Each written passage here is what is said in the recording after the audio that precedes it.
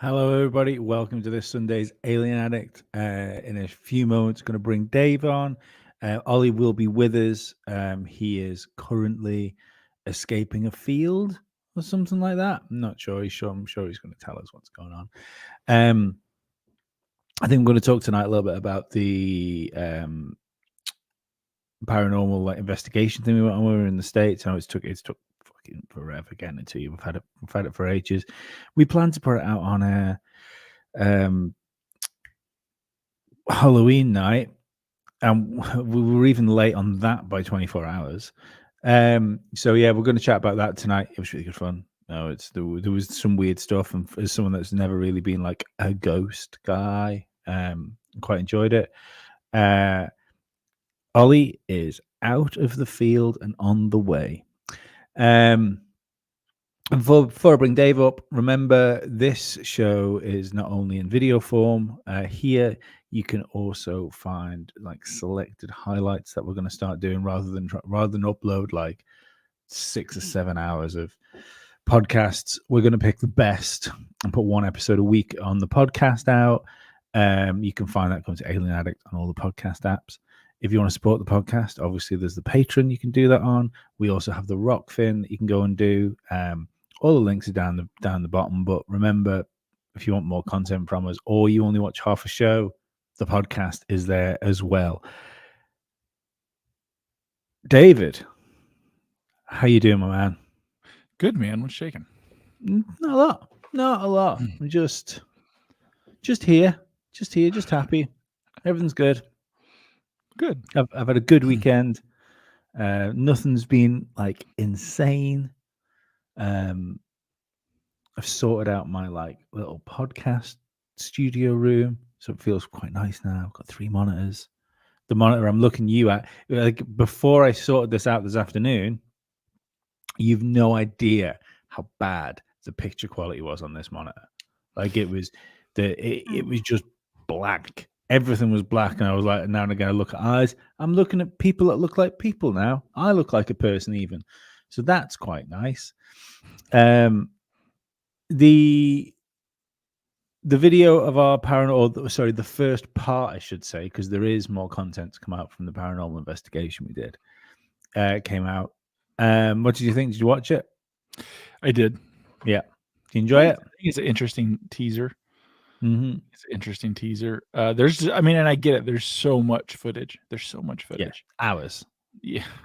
How long were we in there? Were we in there for what, 7 hours? Yeah, 8 or 9, I thought. Yeah, so I know it was a long time. We got it for 12 hours, but we didn't stay the full 12 because we had other things to do the next night. Yeah. We weren't scared. We genuinely had things to do the next day. What was it? That was the day before, wasn't it? The next day was the last full day. Correct. We had with you. So it was the choice of we either hang around in a cold prison for an extra couple of hours, we get back at stupid o'clock in the morning, or we can go sightseeing in the Smokies the next day. I mean, that was an easy choice. That was a great day. And we went to an aquarium, and I fucking love aquariums. And the Ripley's Museum. Well, Ripley seems to own that whole hill, which was weird. He owns all the tourist towns. Yeah. Especially in the South. But yeah, man, it was good. It was a good trip. The trip to the Smokies is long. Mm-hmm. And we didn't really get to go see anything. Like there's things you can go see, and we were just constrained for time. Like when you guys were here, it was a whirlwind of things to do. That was always the constraint with time. And as you all have definitely learned in America, the biggest constraint is drive time. Yeah. How many hours does it take to get there? How many hours does it take to get there? How many hours does it? I mean, I agree, but the what I found when we were going places was the road. It was generally quiet. You know, where you were going places. The UK travel on motorways and stuff like that. You get hit in like heavy traffic, you can be there for like hours. You know, it's you can do that here too. We just missed all that. Like right. Okay. Yeah. And where I live is pretty rural, so that's not really a problem. Yeah. Yeah, man. And you're traveling everywhere at like 90 miles an hour. So, well, Only when I'm slowing down. That's why I have that steel plate brush guard in my vehicle. You know, new subscriber. Thanks for sweet. subscribing to the show. Jam music man. I'm a musician as well. I'm a drummer. You might be able to see my electronic drum kit I practice on in the back. Yeah, thanks for subscribing. We've seen like an uptick in subscribers at the moment, and when you consider the like shadow banning and just like general search compression that goes on with anything even remotely conspiratorial now, I think it's good that the channel's still growing. I was quite happy with those numbers the other day. Yeah, it's good.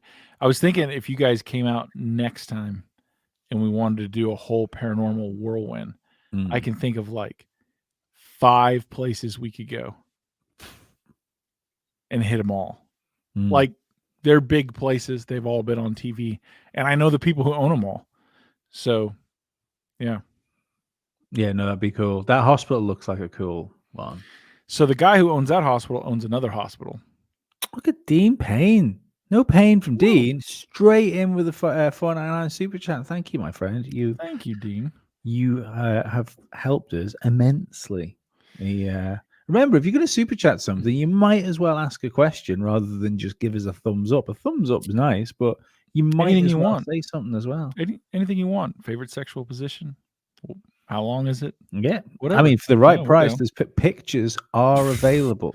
I'm working on that OnlyFans.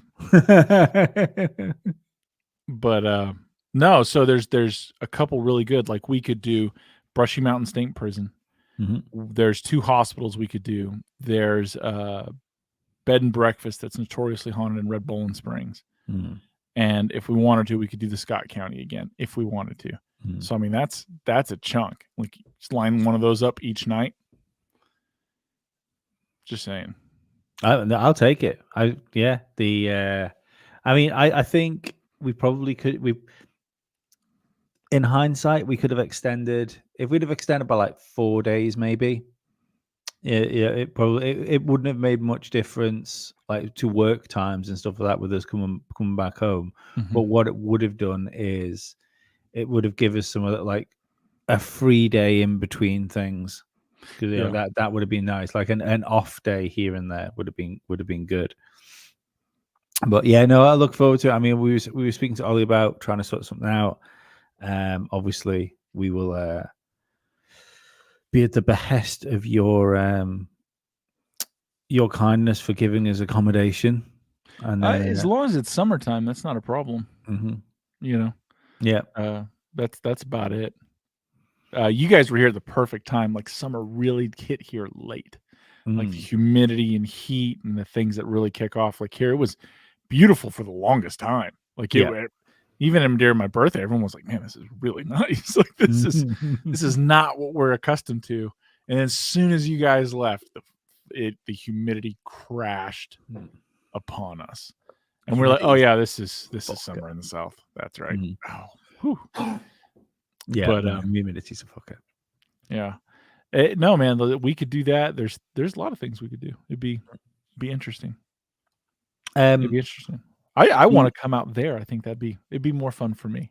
I'm here all the time. I think so. Yeah, I mean, as far as stuff to do for content on my island, it's not great. There's some stuff we could do in the UK.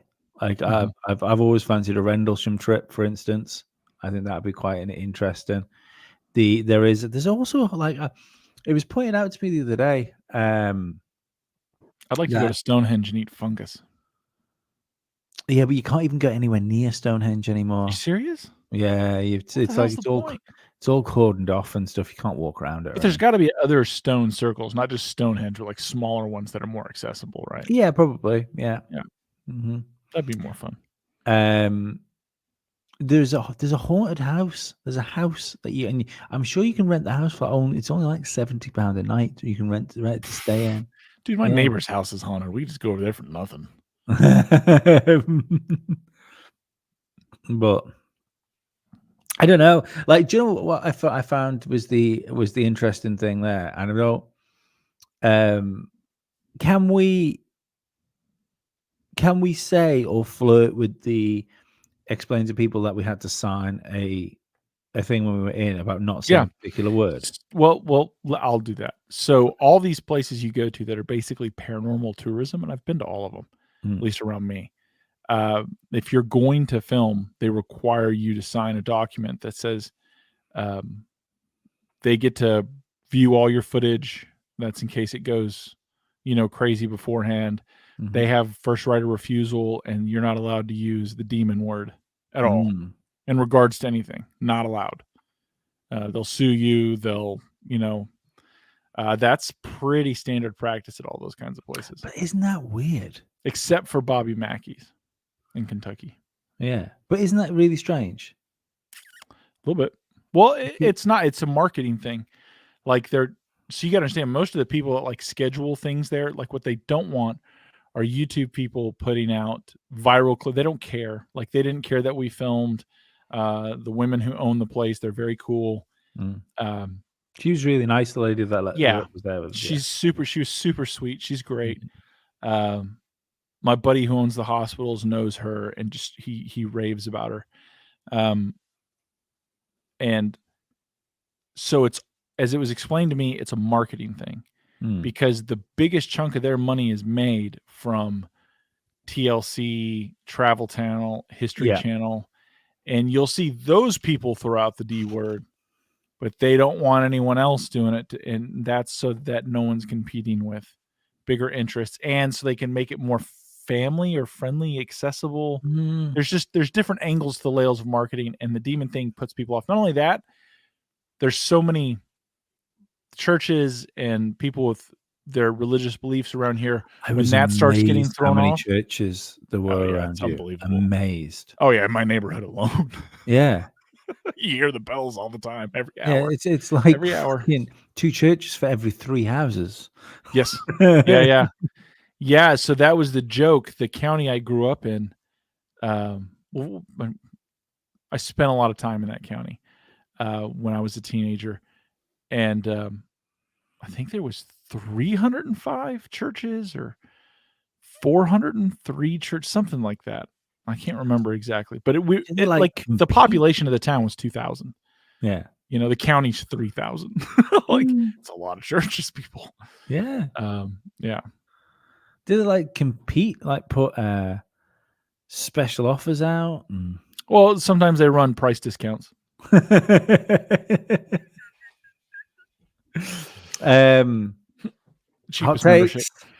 takes from Fals Galron. Demons don't exist, bro. But the legal paperwork doesn't let you talk about it. So that's what we're talking about. Whether they do or they don't, we're just talking about. Yeah, well, I mean, we're on a channel where we generally talk about spacemen. So yeah, I think it's weird to draw a line there, but I do. Okay. I do. What was the you remembered his name the other day? I was listening to, I think it was the Higher Side Chats, and it had the 2 guys that wrote the Skinwalkers of the Pentagon book on, and it was Colin Kelleher. Yeah, and I think he came out with a great line, I thought, in that whole thing, where he was talking about the UFO phenomena, and he said if you are stuck in the paradigm of UFOs being nuts and bolts, then you are ill-equipped to deal with the rest of the subject. Yeah. I really like that. I really like that way of looking at it, because the idea that we just think that these are just better built sky cars and we're going to completely scrub away the idea that any of this might be metaphysical, like dare I say religious. I think it's a bit daft, really. It's a bit daft just to chalk that away. It's interesting. I mean, everybody can think what they want. It's fine. Oh yeah, yeah. Speech is still free at the moment. Oh, not in your country, but it's or Australia. Several other European countries. In America, it's quickly disappearing. But you're still allowed to think what you want. Yeah, unless they think that you're thinking something bad. The weird thing is about the way I don't know what Australia is like. Some people in Australia will have to sharpen me up on it. The thing is, the reality between the social media hype of the death of free speech in the United Kingdom and the reality of it are two very different things. Like it's not like you do not get arrested for like saying crazy things and stuff like that. You know, it's Mhm. I think these are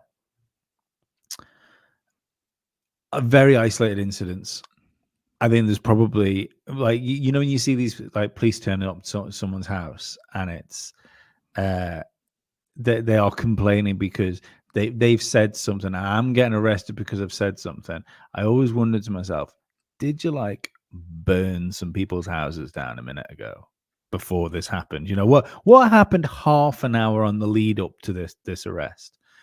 Um, I I have no first-hand experience of any of that sort of stuff. Like zero first-hand experience of any of the thought police coming Well, to the get way we keep people. going here, you'll Oh, I probably hear might out. get some very first-hand experience of it. Especially But that yeah, strip search. I do. I wonder whether it's just more, it's just more propaganda that's thrown out. The probably the best way to control speech is not to actually arrest people for it. It's just to make people too scared to talk. That's why you don't have to arrest everyone. You just have to arrest someone, and Mm. it has to be public and it has to get around. But they do always tend to be really like you've got rednecks, we've got chavs, Yeah, and that's yeah. because they want you to get behind what they're doing. So when they come and do it to you, you've already bought in. At least your Maybe, neighbors yeah, have. no, Yeah, maybe, but everybody has a right to talk, or no one does. yeah, It's very um, simple. but that's the thing. I feel that these people might be getting arrested um, for other things, and then I've using free I, speech as the excuse. that's even worse. That's even worse. No. What I mean is that they're being arrested for a bunch of three things, but for a bunch of things. But when it comes to the arrest, they're saying, "Oh, I'm getting arrested because I said this and this," and it's Well, not. You the thing is, you you get. can watch some of the videos, and the cops, when they're there, say, Mm, "Did you say this online?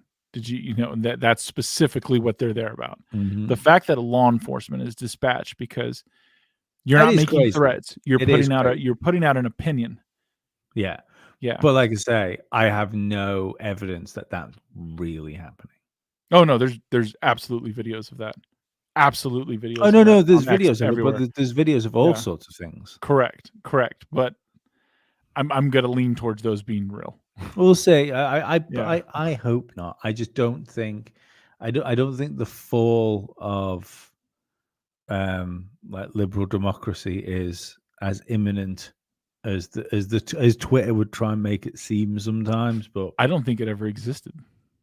maybe not. I'm just maybe I'm just in Hopeful state. a hopeful state. Just Yeah. before I'm trying to dig myself desperately out of being black pilled. You see, You, so you need to, you can't bring that. You got to be careful bringing your love and light optimist. around my dark energy. I'll swamp that shit. But yeah, no. But to get back to what Callagher was saying, you know, it's like the investigation we did was really weird.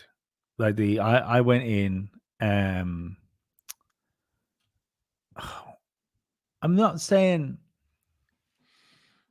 no, I am saying I thought we were going to be cold and bored for 7 hours. I thought that's what was You going to doubted happen. everything about this trip. I tell you No, what, no, I didn't. it I all didn't. comes out after the I fact. didn't doubt it. I thought we were going to die. The Like I said, and let's be perfectly honest, I might have done for a moment. Um, you're welcome. no, but like, and that wasn't you. That was nothing to do with you or what you'd planned or anything like that. I thought that because I just didn't believe in ghosts. At least the in the like the ghost hunting um Aspect of things. aspect of it. Um and I mean I've thought it was what one thing we haven't put out yet, which we will, which will be the next thing that comes out, or it will be in the next video we put out from that trip, hopefully, was two-way communication with the spirit box, two-way context specific communication with the spirit box, and that blew me away. Like that, I couldn't work that out. Also, like the people will have seen on the intro there, I think we've got some videos to roll. We'll save that for when Ollie gets here, because he was very much involved in it. The one thing that video he was didn't very involved show. in us shouting at him. Yeah.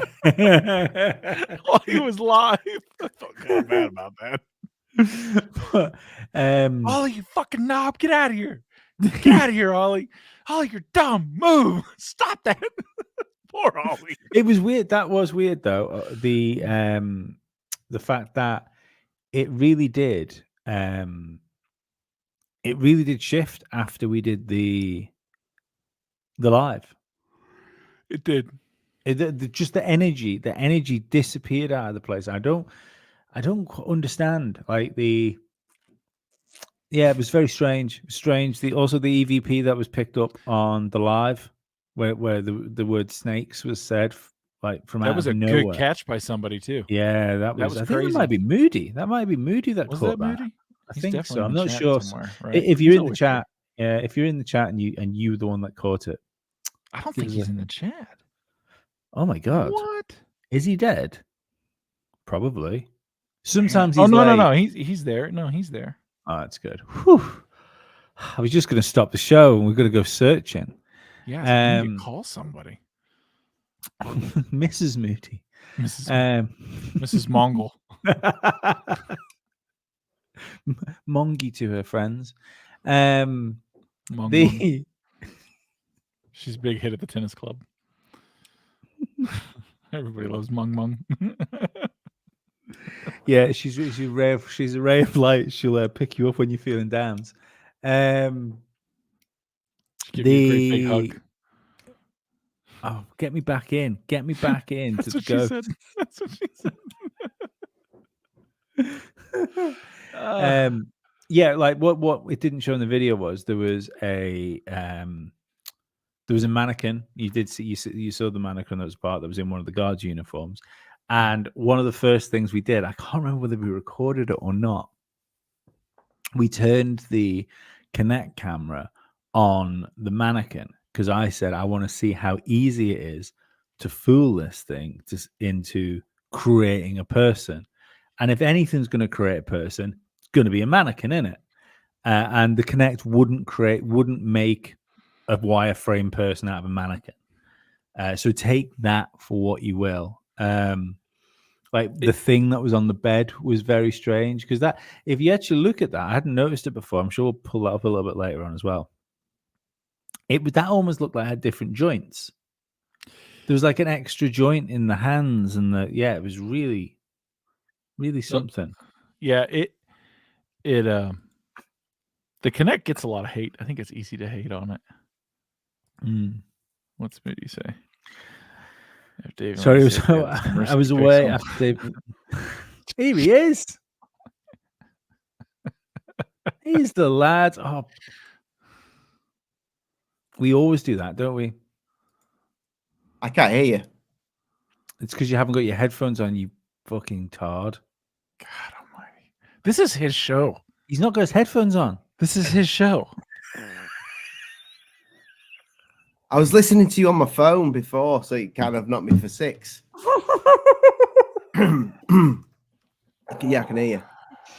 This is why we don't get no shit. By the History Channel. It's amazing how the phones help with that, huh? Still got my. I thought you were going to. I thought you were going to watch fireworks and join Antifa. No, what? It was cold. It was cold. Yeah, we love to watch fireworks. How you doing? I'm good, boys. Yeah, you're looking very good. You're looking very like stealth. I've just been out in the cold, so I'm like. You look like one of those guys. You know the you see them in like performance art and stuff, theaters, which are all dressed in black, and they'll be like holding the moon and stuff. I feel like that. Yeah. I do feel like that. I can do that if you want. Yeah, Yes. you know, I can do that. That's Ollie's whole life. That sums problem. up Ollie's entire life.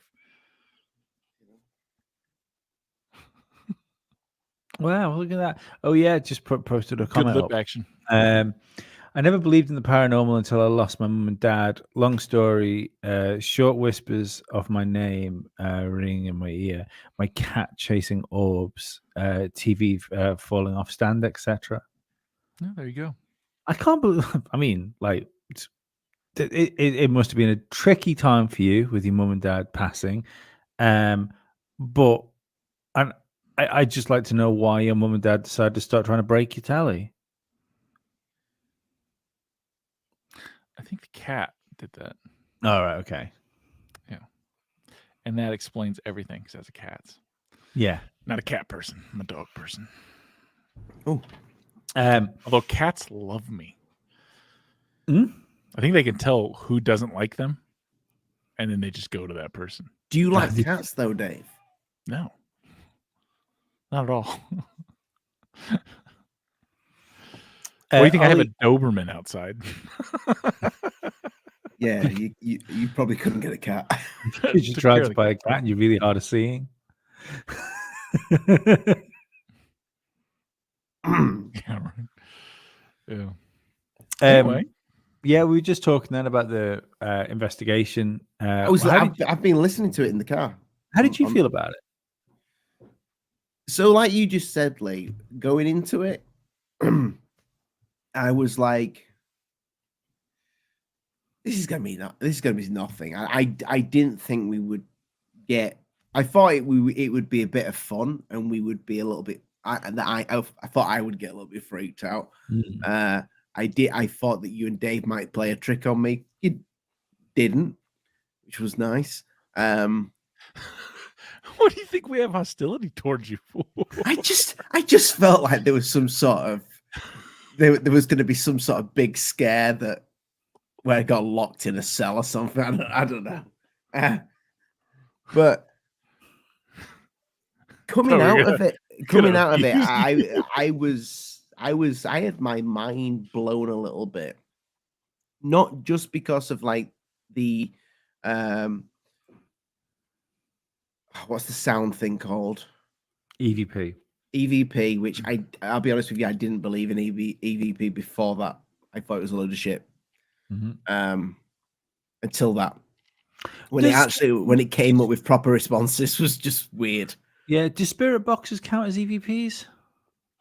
No, what's the term for it? Fuck I know. I don't take it that seriously. And then there's the Connect footage, which I've got a couple of them queued up. The lights going off. I don't know if you remember but one of the and I don't know if it was captured in that edit, but it's somewhere. I think we may have filmed it, but do you remember when I said my shirt just got grabbed?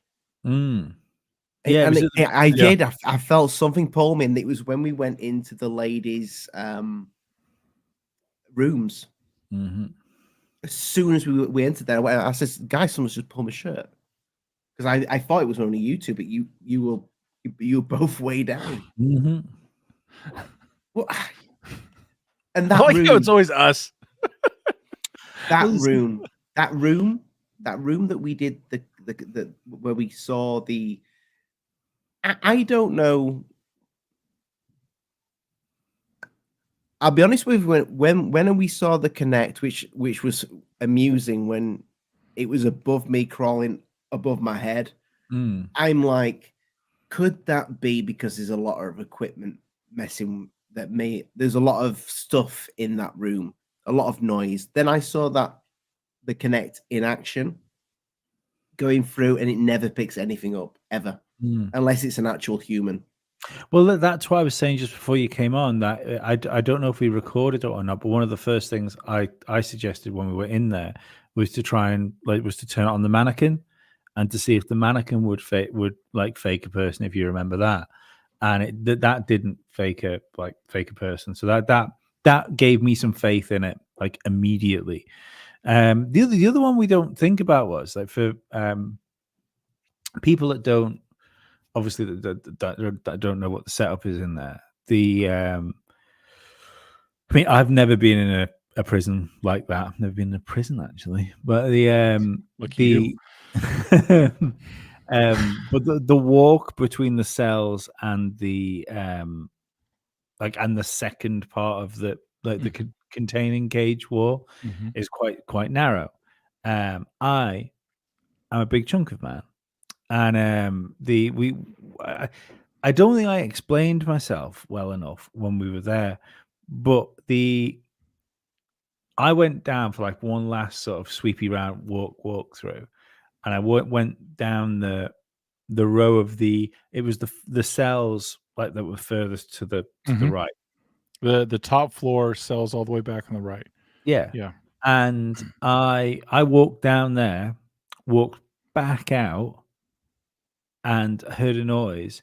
I went to go back in, and one of the cell doors had opened and was against the bench that was there.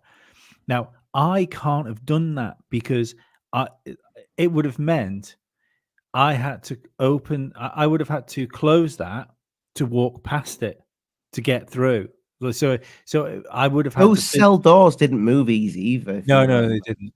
They're heavy motherfuckers. They had some weight behind them. Well, yeah. So I would have had to walk through there and close that behind myself. Otherwise, I wouldn't have got through. So I can't. It's not like I can have forgot about it. And that was weird. That almost felt because we were leaving. It just felt like a last like little laters. Should we bring the first weird connecty thing? This was quite early on, wasn't it, Dave? When we were setting up, I think when we were just playing around. See, the things I took away from this is because I've never filmed anything like this, never filmed anything. Period. It made me think that we need more GoPros because that was a good way to go. Yeah. We were just testing out for the tracking. I think this is shortly after we did the mannequin. Yeah, this is before we've done anything. All we've done is the walkthrough right now, and we just had a little chat. I don't even think we'd be in that room properly at this point. Yeah, and then the thing like climbing up and going up and down the walls, that was weird. Yeah, that was something else. Is like I've read online a lot about it, and this is the first time I really got to use that thing. And I bought it on a whim. It's like, why not? How old was the prison, Dave? Old. It was like a front. I wouldn't say frontier. It's very old. It was old enough that the windows. I saw there was old pictures in there, and the windows were just bars. There was no real windows. Yeah. So yeah, and you're talking round frontier times, aren't you? Yeah, and it was used for a lot of things other than a prison, but it was also made out of stone, and everything kept being updated. I mean, the floors were stone. I mean, it's an incredibly heavy duty building. It's a very heavy duty building. So it's not like when you walk around things creak and move. Nothing's creaking or moving. Like it's just not. It's, so it's it's what it is, I guess. Yeah, I don't know how old it is. I think you can go to their website and look it up. Scott County, historic Scott County Jail in 1904. There it is. Okay. Actually, I think that was just the time it was the jail. I think it existed before that. I could be very wrong, though. The building looked older than that, but it's made out of stone. Anyway, in that part of Tennessee, especially with moonshiners and hillbilly-esque mafia types and government corruption, it's got a hell of a history to it. Yeah, I highly recommend it if you're in the area. We found a fan that was up there, came out and saw us. Yeah, that was wild. That was unbelievable. That was cool. Yeah, because it was Squatch came out from Texas. He flew out and saw us in Nashville. And then we were just up there. I think did a live or a quick post, and someone's like, "Hey, I live right by there. Mm. Come on over." Well, wildly enough, I'm sure it's the musician that wrote our intro music. Messaged me on Twitter after we came back saying, "I live in Nashville. I could have come and meet you." Oh, so next really? time we can have more people. Yeah. I told you we should have things. People would want to meet us. We're fun. We're really not fun. Yeah. We were fun. All these tiny hands are mesmerizing. Thank you. It looks so big when he holds it. It's amazing. We could do that for OnlyFans. No, as like a service. So if you can go, Ollie will hold your penis. Tip enough, he'll make your meat look massive. It's only got a 3-inch penis. It'll still look huge. Yeah, you can have that, and you can use that photograph on all of the dating apps.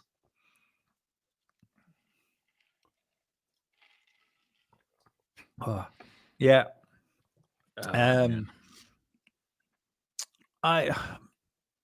What was your strange? Like I enjoyed your thing as well when we were sat in the cell together. Mm-hmm. And is this the sexual stuff or after? Have you stopped talking about my hands? For now. I like that we're giving him a complex. There's absolutely nothing wrong with my hands. I don't know what you're talking about. There's nothing wrong with my hands other than like it's a 4-ounce drink.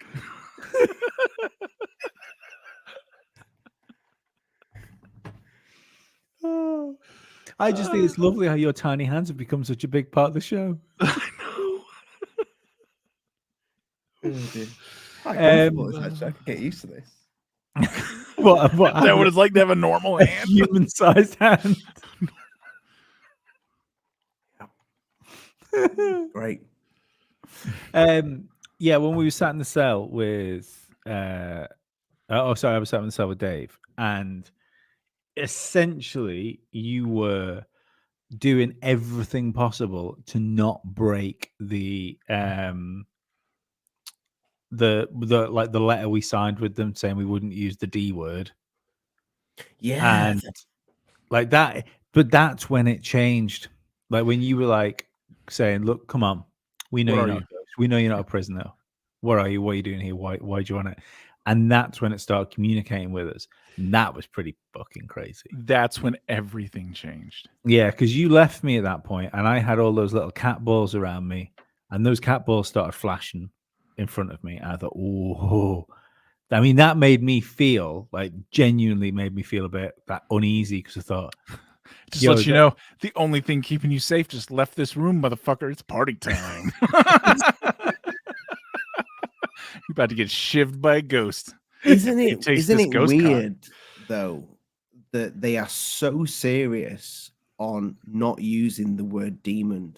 If there's nothing to it, but like that was one of the main rules that she spoke about, and she said it was like the first rule. Under no circumstances do you use the word demons. That you can do what you want. Yeah, you got the whole place to yourselves, and they really do. That's the cool thing. So people who don't know, when you rent places, because you pay to go there and do this. It's a business. Most of the time, you'll go to these places, and if you have good night vision or night optics, you'll see all their security cameras everywhere, and everything's bathed in IR light. I don't know why I'm hiccuping. This is weird. Sorry. It makes it to the point, like I've been some places where I couldn't even use my night vision devices because it was so flooded with IR light. And I know a thing or two about security. And all I could think was your camera overlays are just blinding each other. This doesn't even make sense. And then some places like this place, they just let you, you're good. They're downstairs in an office under a concrete floor with stone walls. They're not making any noises. They're keeping to themselves. The only electricity that's on is in the bottom part in that far corner where she was. And she had the cat with her. So it was just us and the rest, us and all the other floors of the place. No power, no electricity. They kill it at the breaker. So it's not just going through anything. Everything is off. It's fantastic. Like real experiences like that are incredibly few and far between. Incredibly few and far between, you know? That's if you care about contamination. I don't care about contamination. So I do have the other one for us, because I know people might be excited to see that as raw as it gets.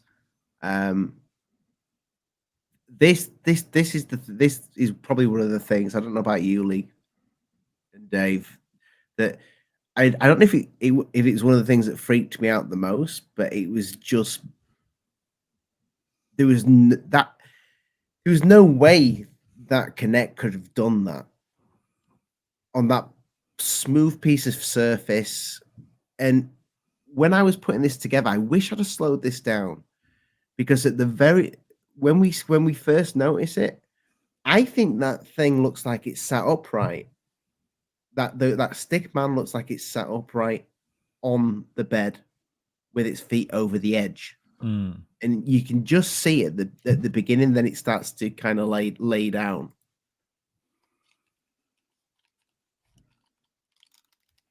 It's like it's making its way, and then we come over and the focus, the torch goes on it. But before, I think that thing was sat on the edge. It looked like it was trying to hide. I don't know. I would say that it's trying to connect to the 4 dots, but there was lots of things there with patterns like that, and it never did that. You know.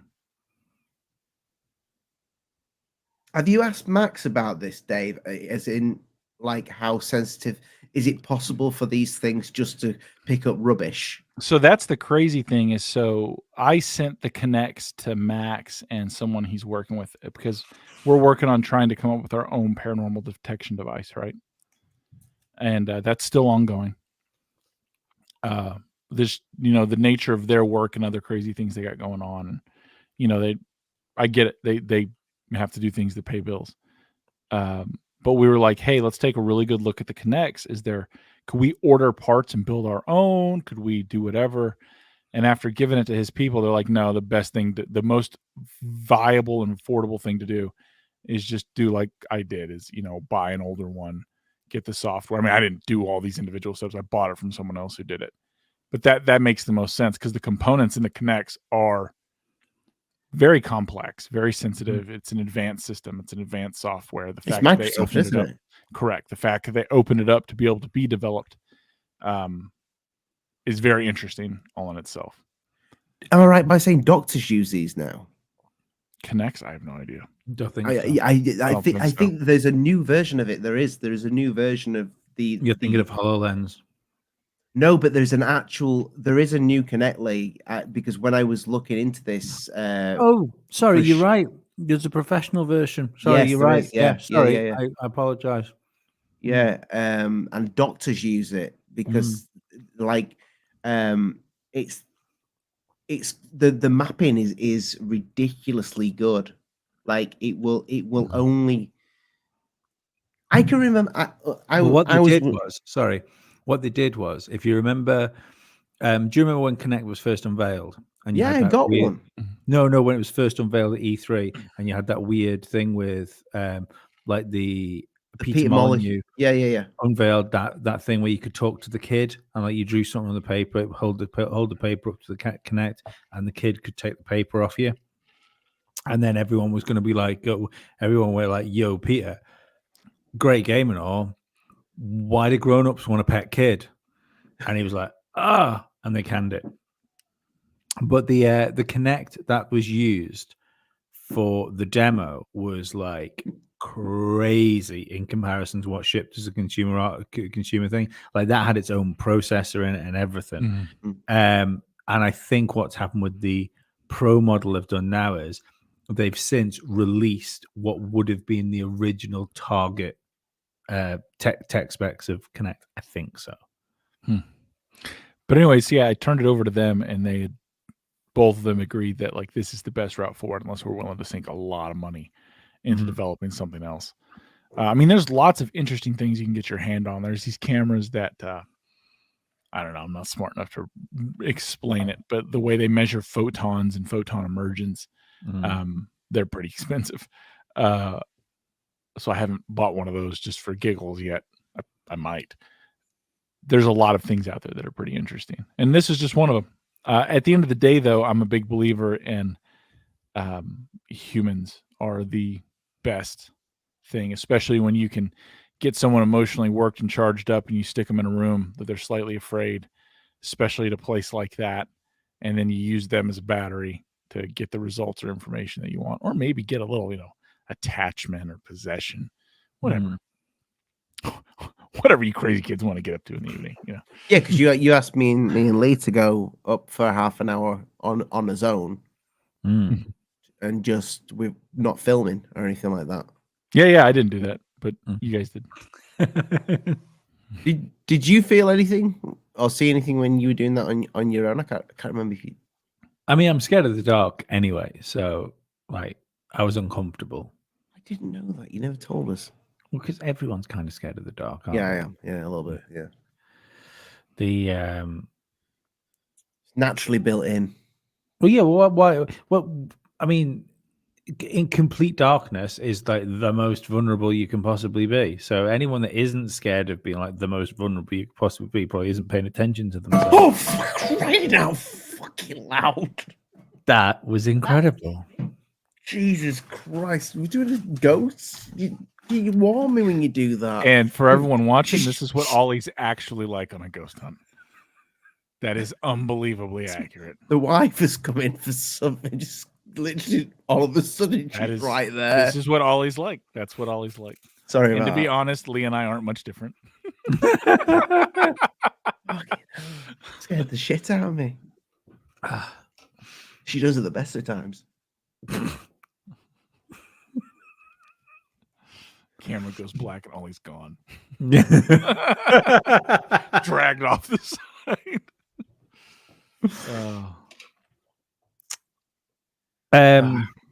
Sorry, where were we before Ollie tried to have a stroke? Wasn't my fault. You guys were talking about your time you spent alone. Yeah. When you went up, Lee. Mm-hmm. When you went up on your own. Yeah, I mean, I was uncomfortable there. Sorry, Moody just caught me off guard because it turns out he worked on one of my favorite video games of all times. Love me some Fable. Oh my God, did he? Yeah, never heard of it.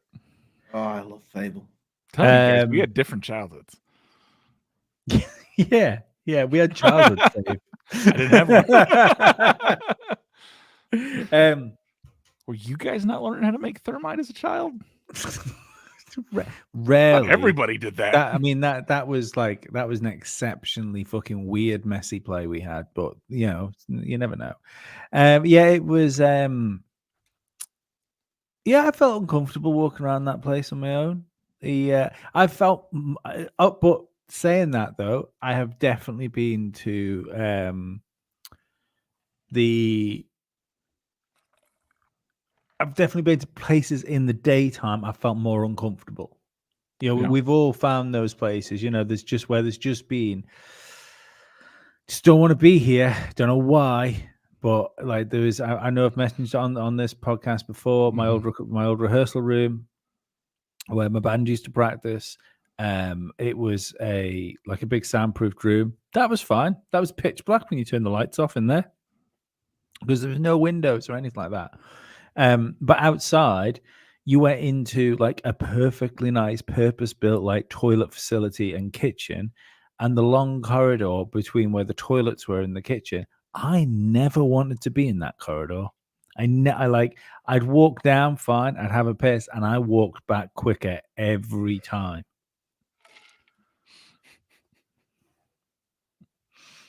There's times when I can remember walking home. I used to walk home through a wood. Sometimes when I was young, like you do, it was a quick way to get home.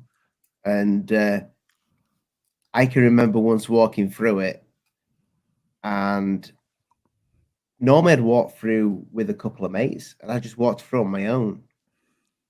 And it was getting like, it was a dull night. It wasn't pitch black, but I had this weird, like, feeling where all my senses all of a sudden were like, you need to get out of this wood as quick as possible. Did you stay? Take your pants off? No, I fucking ran through that motherfucker that I, walked through all the time. I just ran through that fucking wood.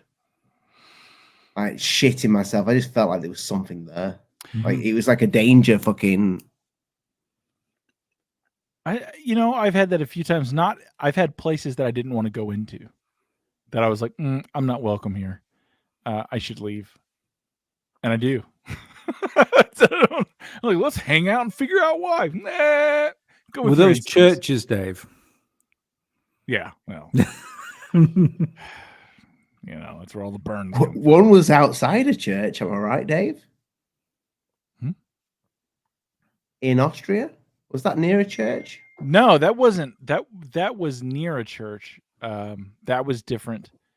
That goes to the 1 or 2 times. Now that's not. I mean, I guess it's paranormal-esque. Is this the woman? Yeah. Yeah, this is a good story. You should tell it. It's a great story. I'm sitting comfortably. Summing it up, I had a conversation with a local girl. A friend of mine was there. We were asking for directions, and something about like her eyes were hyper blue, but it's like they had white streak, like, you have the different colorations and stuff that go on in your eye and the little streaks, and they were like white, and it was very much like, are they moving? Like, this is very strange. And I really felt mesmerized. Like I'm pretty good with people, I think. And yeah, I was caught off guard. I couldn't think to say my name other than the initial contact. And the thing is, like, I felt very bogged down. It was very cloudy. And I could hear my buddy laughing. And like, he interjects into the conversation. I mean, she was beautiful, beautiful young lady, if that's what she was. And he looks at her and starts talking to her. And same thing, man. He just kind of, and I'm like, it's kind of like you're in water and you're just moving slow. And I'm looking at him, and he's just, I can see that glazed kind of, like he's been hit in the head or something. Someone who's just had their bell rung. And all I can do is I just, like, my mind's working slow. Like I've been drugged. Like I'm on a heavy, if you've ever been in a heavy sedative, like you're waking up from a surgical procedure or anesthesia, and you're just kind of like trying to put the world back together. Similar to the waking up from dream, like, especially if you've had some sort of, is it hypnagogic hallucinations where you're in between awake and sleep? I know what you mean. I don't know. I think it's hypnagogic hallucinations where you. That's a word. Yeah, should have just said it with confidence. That would have made myself sound more intelligent. But that and the other one I was going to say was while streaming. It's those times where you're under threat whilst you're dreaming, and everything's a bit woolly, and you can't quite do what you want to do to get yourself out of the situation. I have a feeling we dream differently too. But no, I was able to like get angry about it and push it off, and I just kind of snapped out of it. And when I snapped out of it, she was like giggling, like laughing about it. And all I could think was, what the fuck? And I went back to the line of questioning, because the conversation felt like it was going, but I wasn't participating. And it was about where to eat. And it had come out that, you asking, I remember you asking directions, where to eat, what's open. And she was very politely and kind of playfully saying that everything here's closed at this time of day. There's really not anything, other than some foreign stuff down the street or whatever. And she was on her way home.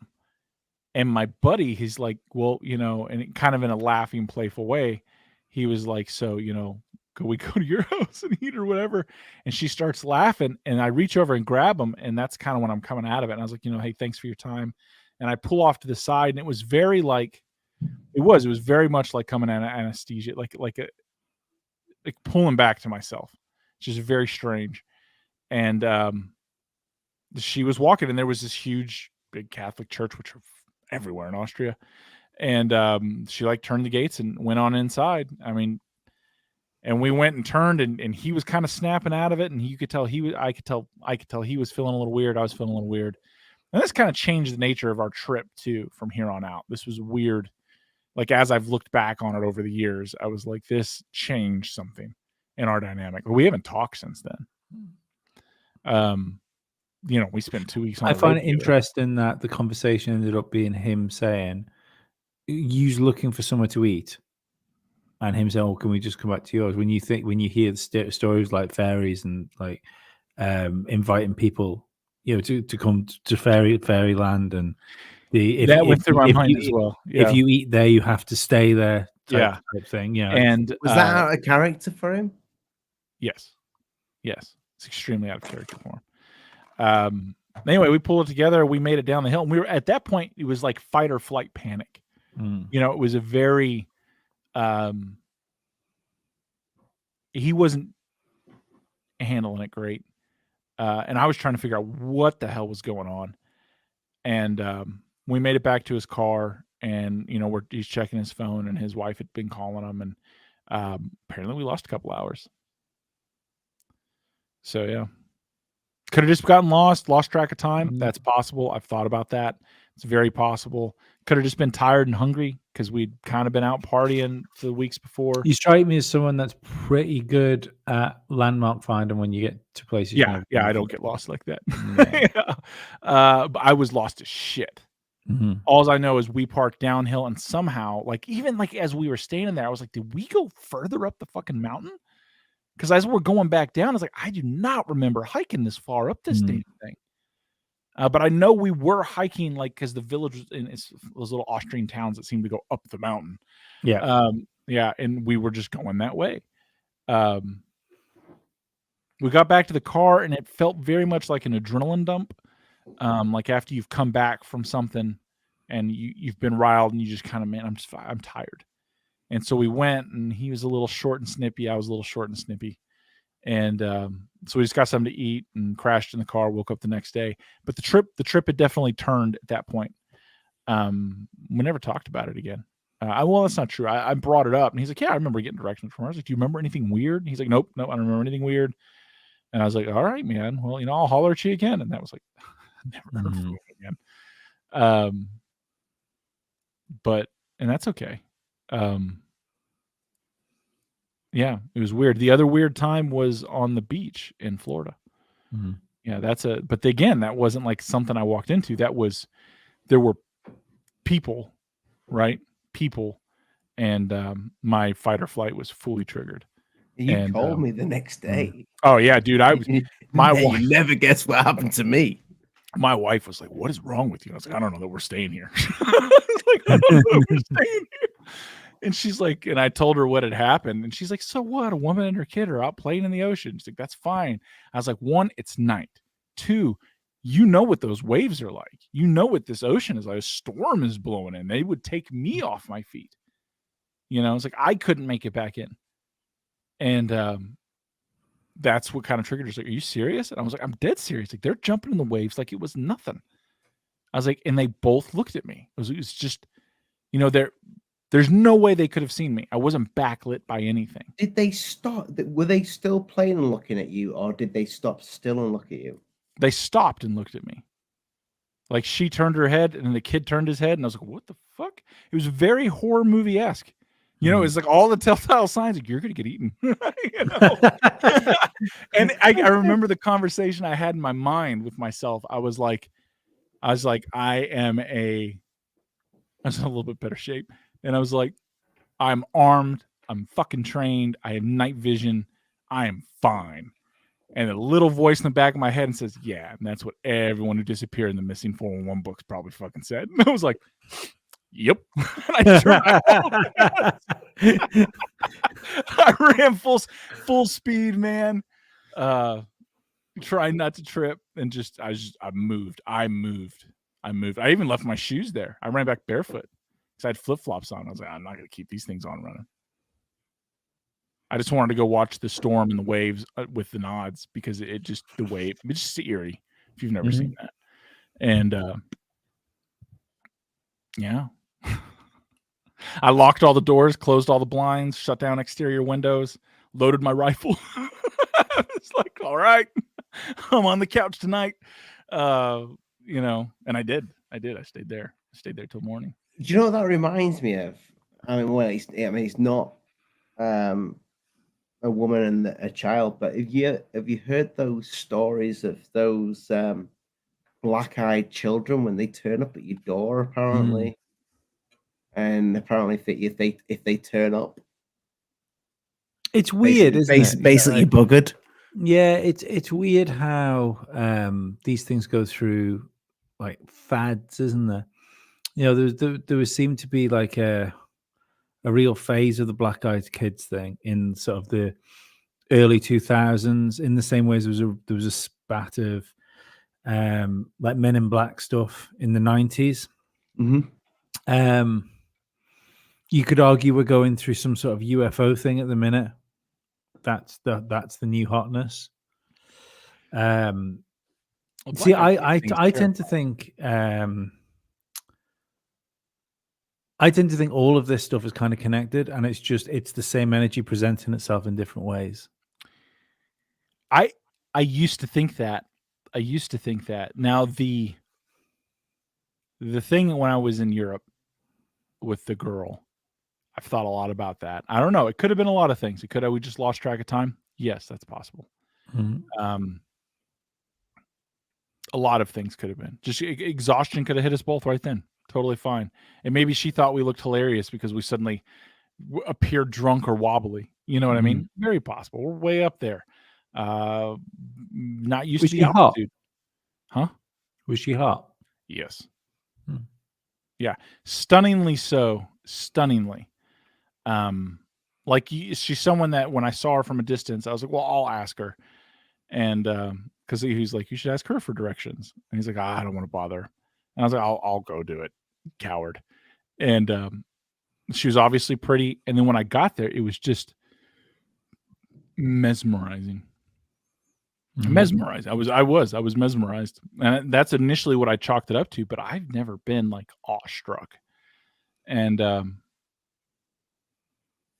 it just held on too much. It was weird. Because I know what it's like when you push yourself to extremes. I know what all those things, I know what the sensations feel like. I know how they come on. I'm aware of these things. That wasn't any of it. There was sudden onset, and it was much like anesthesia. Yeah, it was a lot like anesthesia. Like if you've ever not been given enough anesthesia, and you've kind of come out in the middle and then go back down, and you're like, what? And they're like, oh shit, they're awake. Go back to sleep. Yeah, it's like that. It was very strange. And then the one at the beach was just scary. Like the first one wasn't scary. It was, this is unknown. And I'm panicking because it's unknown. And my fight or flight is like, listen, this whatever's going on here, like you're in Europe, you're unarmed. This, you know what I mean? This isn't in your favor. And then the thing at the beach was scary. That was scary. I didn't go. We did not hang out outside after dark again after that. And where I was then, to describe it, it was a row of private beach houses. There were apartments, but they were miles down. Like you could only see a faint glow. Unless you had the nods on, then it looked a lot brighter. But all the other houses, and it was during the COVID time, so we were the only house that was rented. That's kind of why we went. And even the beach days, there was virtually no one out there. And that was another thought I had when I was out there watching. I was like, I wonder what beach house they're staying at. And I was looking around. I didn't see lights on at any of the others. Only ours was lit up. I was like, just kind of go back to looking at the ocean. And then all the things, like I can look back and notice now, obviously, replaying in my mind that were strange. I'm sure some part of my brain was running then. It was like, hey, this is storm swell. This is the Atlantic side. This has got a hell of a pull to it. This kid's jumping around in waves bigger than you. This woman is just standing. She was a beautiful woman. You could see the silhouette. And then she just kind of turned. And that's when I turned away because I was like, man, she's going to think I'm creepy. because I'm out here. You know what I mean? I'm being creepy. Yeah, I've got me. This looks like what it is. And then I was like, there's no way they can see me, because I mean, the lights on at my beach house that we're at is 150 yards away along dock. Like this little raised bench that goes over the dunes to get to this thing. Like, you're not seeing me outlined by that. There's no way that's happening, because when we had the lights on, they weren't exterior floods. They were just the window lights, of some of the way the blinds were and whatnot. It wasn't crazy. I walked out there using red light, right? So it wouldn't carry and it wouldn't blow out my night vision. So I wanted to look through the nods. Yeah. It was fucking weird, man. It was weird. And yeah, I did. I went, I loaded a rifle, and I stayed up most of the night. And I kept waking up at every little thing. I shut all the windows, shut all the lights off, got my good audio. This is the bottleneck, right? And is what it is. It sounds like a classic like siren story, doesn't it? I didn't want to go towards her. Yeah, that wasn't the impression. The impression is the moment they looked, or especially she looked that way, I just got like hairs on the back of my neck. Kind of like if you've been walking through the zoo and you walk around the corner and there's just the tiger. Yeah. Right. Thinking if this piece of plexiglass wasn't here, I would ruin your life. That would be it. This would be a role reversal. It felt very much like that. It felt like I was not. And the fact that part of my ego kicked up, it's like, you got this, you're armed, like, you're gonna be fine, bro. Like, this is you're panicking, breathe. This is ridiculous. And that other voice in my head's like, yeah, everybody disappears, thinks that. Ah, shit, yeah. Well, sandals off. Woo. Sandals were there the next morning, exactly where I left them. You didn't feel like that once in the prison. No. I've never, like, I've been in haunted locations. All the places I would take you guys, other than the Brushy Mountain, which, I mean, I've been to Brushy, but just not on a ghost tour. But I've been in lots of haunted places like that. I don't get panicky like that. And I'll get spooked and jump, especially because I'm enjoying the time. But like real fight or flight, kick on and off, no. Those times, absolutely. Yeah. Especially the beach. The beach ranks higher than the other one. Did I tell you about my wife getting freaked out at an airport in Thailand? Ollie, that motherfucker isn't real. Yeah, he's not your wife. Yeah, so this is way before I even had Alien Addict. We weren't married. We didn't have children. We went. Did she know you were following her? We were going to somebody's wedding in Thailand, and I think we were here. I think we were actually in London. We were in Heathrow Airport, and Serena's there with her mom, because the wedding we're going to is her brother's wedding, and she was in I don't know if it was a gift shop or like just getting some magazines, and I went for a beer, and she was gone for 2.5 minutes. Yeah, no, I just didn't want to do the whole shop thing, so I just thought I'll just go and have a beer and wait for the plane. 4 beers later, 90 seconds later. But when I met up with her, she was like, I am so freaked out. I'm like, what's up? She's kind of laughing at the same time. But even though I don't have Alien Addict, it's not. I don't even know if YouTube was probably very early then. She's like, there was this guy in the shop, and she said he was tall with a gray skin complexion, and I think she even used the words, it didn't look real. It didn't look this. She didn't say that motherfucker. It isn't real, but she said something like it didn't look right. And she was staring at him because she just couldn't take her eyes off him. But then all of a sudden he turned around and he looked at her, and she said he gave her a look, a smile, as if to say, "I know." And she was pretty freaked out about this. But she said the skin didn't look normal. She said she'd never seen anything like it. The skin was completely. She said it was like a gray. I can't remember. She used like a gray, clammy looking to it, but with no. Very featureless face, tall, weird-looking guy. But she said the fact that he turned round to her when she was she said he knew I was looking at him before he looked at me, and he turned round and he looked at her in the eye and he smiled as if to say, "I know that you know there's something different about me." Now maybe that's because everybody looks at him weird. Yeah, I was just gonna say maybe just because he's odd as fuck. That actually reminds me of one of my friend's stories. You met him when you guys came out. He's my buddy that went to Annapolis, which is a U.S. military college. It's for the Navy. Yeah, and it's very hard to get in. Like, you have to have a congressman sponsor you, and you have to, like, it's difficult. It is very difficult. And he's an Annapolis graduate. He was a naval officer.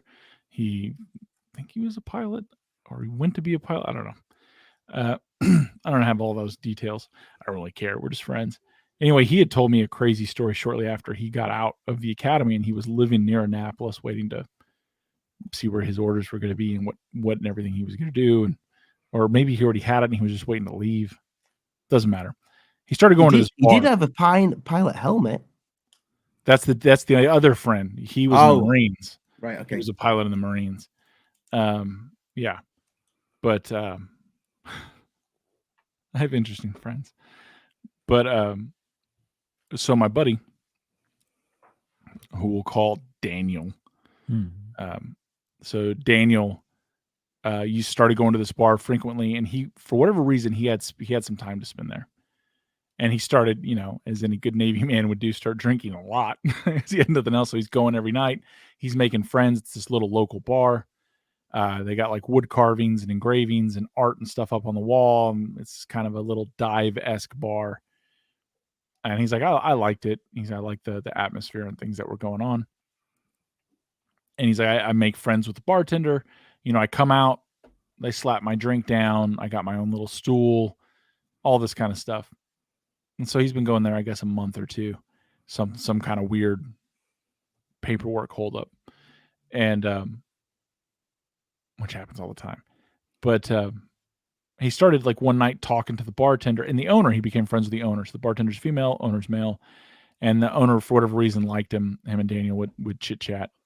And one night he's like, I'm like 7 beers in or whatever, and 8 beers. And he's like looking around the room and notices like there's a theme here of like vampire-esque, like sacrificed people eating each other. And he's just kind of like, how have I never noticed this? And then he says, I start looking at the bartender and like the wait staff. There's like 2 little waiters running around, chicks. And the owner's next to him, and they were having a conversation as he's, as people do when they start drinking, they stop the conversation and drift off, as we know with Ollie all the time. And he looks back to the owner with kind of this, and the owner looks at him. He says, he looked me dead in the eyes and goes, yeah, but what are you going to do about it? I remember this story. Yes. Yeah. And he's like, what? And he said, then the owner got real close and was like, but what are you going to do about it? So he just kind of sat back, laid $50 on the table, nodded, left, never went back. And I was like, are you serious? He's like, it scared the hell out of me. He's like, I don't know, man. I don't know. He has another time when he was on a naval vessel that was pretty freaky. They had an incident with someone, and the boat's engines stopped working. Like a fog came in and just stopped. stopped to coincided with the time they had thrown a guy in like in a, I would say the brig, but it wasn't because he was on a smaller boat at the time. And it was kind of like locked in confinement for whatever rules he broke, doesn't matter. Captain of the boat wanted this done, and he was junior officer on board. And yeah, so all the guys were freaking out. Boat's not going. They're like calling in. They're having other issues going on the boat. And they're like, all right, well, we'll send out someone to like kind of tote you back and look at the engines and bring parts. We don't know what's going on. It doesn't make sense. The engines aren't working. And it's a diesel boat. It's not nuclear. And my buddy Daniel goes down to the guy and like tells the captain, like, let me go talk to the guy. He's like, fine, whatever. And it's kind of, everyone thinks it has something to do with this guy, right? Sailors are superstitious. He goes down there and says, listen, man, I know you got problems and they got problems with you. Whatever's going on isn't everyone on this boat's problem. We just all want to go home. Figure it out there, not here. And the guy's like, well, I don't want to wear cuffs. He's like, I'll start. He literally told us, I'll start the engines if you guys take the cuffs off. They took the cuffs off. Engine started. They limped back in on like one of them. Yeah. And I was like, are you serious? He's like, oh, I'm dead serious. I scared the hell out of everybody. Yeah, Dave, he told me that story. Yeah. Yeah, he told you that story. Yeah. Yes. And he says, what happened to the dude? He's like, dude, MP showed up, hauled him off, never heard about him, never saw him again. Captain didn't want to talk about it. He's like, this is over. This is over as far as anyone's concerned. Yeah. That's it's weird. Yeah. I think the thing is that you if you speak to people and you start to speak about odd stuff, if you're in a room full of people, someone will turn around and say, oh, well, I saw this. And then someone else go, oh, yeah, well, there was this time. I think everybody has like out of this world experiences, but nobody talks about it. Isn't it weird? Yeah. Tim G Star, dude on my life. I see a dude walking past me in my village, tall, transparent, gray skin, dark glasses, brand new clothes last year. I seen him, freak me out a bit. Wow. Yeah, I mean, there's weird looking people. There's weird looking instances. There's things that can be, maybe explained, or maybe we like to think that we can explain it after hindsight because we want to dismiss it. But when you're in it and that adrenaline and the fear hits and you feel like a scared little rabbit in a trap, people are different. They say there's no atheists in a foxhole, right? Someone's shooting at you. Suddenly you believe in God. You're praying and you're making deals. You got a round snapping over your head. I get what Tim's saying there, though, because it's one thing with people that some people just look different. So, some people may have a deformity, it's not their fault. Some people may be just plain ugly. Who knows? I take exception to the word deformity. I would prefer to use the term alternative beauty features. Sorry, yeah, you're right. I wouldn't. But when somebody is the way somebody makes you feel. Yeah. It's like Dave said, like she was drop dead gorgeous, but she freaked him out. Well, a child, a silhouette of a child and the little boy scared a grown man the size of a bear to death. Yeah, I mean, it's enough to run. I mean, I was armed. I had a Glock 23, so I'm well armed. And I ran, got back to the room, pulled out the rifle, load and make ready. So I'm sleeping in this chair. There's another strange funnels you got to feed into this house. There's another strange thought that didn't go through your head that moment. We've definitely all been in this position, all as fathers. If it's been something that's concern for the kid, I thought about that later, not during. That's You're what right. I mean. Yeah, no, I wasn't concerned at all. the normal thing to see there would be like, oh, what the fuck's going on over there? And then the next choice of action would be like, do I fucking say something here? And then it'd be like, listen, you crazy bitch, you're gonna drown your fucking child. See, that it's interesting that you brought that up, because I remember going out there when I was looking down the beach and I saw him. And this is the thing, like, the power of the waves wasn't registering, even though that's kind of what I was down there to see. And our little steps across the dunes ended like right at the water because it was high tide. And I'd been out earlier and it was going to pull me off my feet. Like, it was, red flag warnings, no one's in the water. The reason I wasn't concerned, like, I walked down there, or I didn't walk, I looked down there. When I looked down, it was just to the right. The kid's jumping in and out of the waves. Like, he's just playing. Like, he's just like, he's fine. He's having a hell of a time. I'm just like, oh, that's kind of awesome. I was like, oh, if anything, I would probably think at that time, something that went through my head that I don't recall it now, but I would bet that I was like, I should take my kids down here in the night. They'd like to swim at night. That could have been the thing that triggered it, because I can't remember the thought. It was more of just a feeling, because I was like, oh, I saw them. And then I'm just like looking around the rest. And then I'm like, wait a minute. And I kind of looked back down. And I was like, I wonder what house they're staying at. There's no lights on. So I'm sure all those things are processing in the background, right? Your subconscious is like rolling in that Rolodex of like, all this shit's not adding up. All this shit's not adding up. There's a problem here. And then another thing, it's funny that you bring that up. The kid was jumping, like, the waves were 6-foot waves. It was a storm swell, man. And he's jumping out of, like, damn near the water. Kind of like when you see a kid in a shallow area, they crouch down and then jump up. But I could see, like, where he was going, he's getting his waist out of the water. Like, he's getting pretty high, like on the swells. And, and another thing is, when the waves were breaking on him, he wouldn't move. It wasn't like it cracked. When as a grown man, a wave hits you waist high, woo, you turn off to the side. None of that. Then maybe he was, and I couldn't see it because it was at a distance. I mean, you were talking like 100 and something yards, 130 maybe. We went to the beach like about 3 or 4 months ago, when it was actually quite nice. And my oldest is like, he started to get like a bit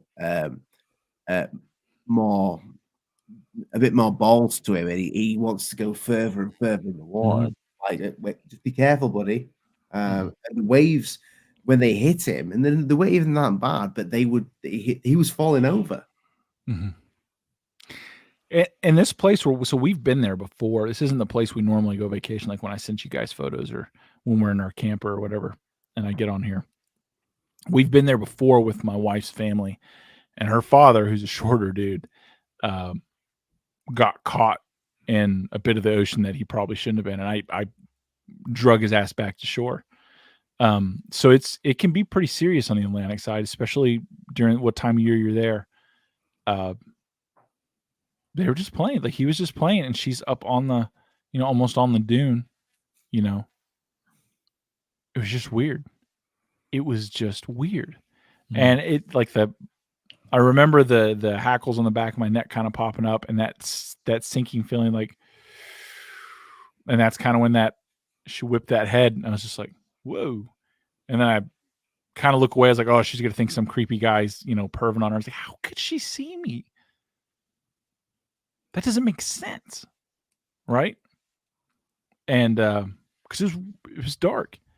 Maybe I'm outlighted or something. And when I clicked back with the, my optic, and I look back, and now the kid's looking at me, and she's looking at me, and I just kind of dropped the optic. It was weird. It was like I see them both, and it wasn't like I'm going to observe. It was like, oh, can they see me? See them? Like, and that's when I think to myself, is like, you're large, you're trained, you're armed, you've got 9-bit, dude. Everything is in your advantage here. It's a fucking kid and a woman. No, you rip their heads off. And then the voice in my bag has, that's why everyone who disappears. Think, like, everyone in the missing 411 who disappears, this was their thought in their heads. I'm fine.